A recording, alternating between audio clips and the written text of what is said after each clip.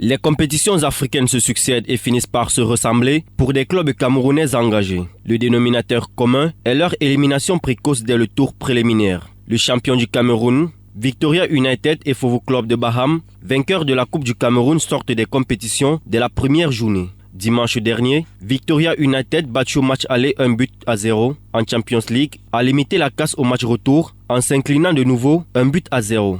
L'autre représentant camerounais Fovo Club de Baham ne fait pas mieux. Humilié à Monrovia 4-0 au match aller à 8 contre 11, Fovo a essuyé une nouvelle défaite à domicile 0-1. Les poulains de Charlemagne Bongo n'ont pas réussi à relever la tête et le miracle tant espéré n'en a plus eu lieu. Score cumulé des deux rencontres, 5-0. Une élimination du club phare du département des Hauts-Plateaux dans la région de l'Ouest qui était visiblement programmée. La préparation de la compétition sur la terre battue avec un effectif réduit laissait déjà entrevoir le chaos. Sont entre autres défauts relevés qui pourraient justifier cette déconvenue. Ainsi, comme lors des précédentes compétitions, le Cameroun ne compte plus de représentants.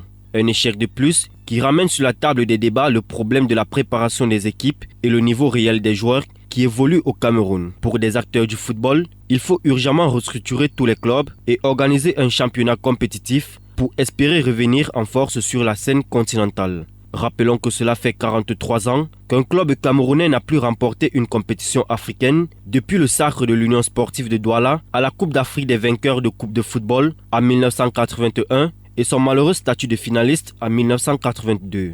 L'essentiel a priori était-il de participer? La question est posée et les dirigeants de la FECAFOOT sont également attendus sur cet autre chantier pour donner un nouveau visage au football camerounais qui bat de l'aile sur la scène africaine.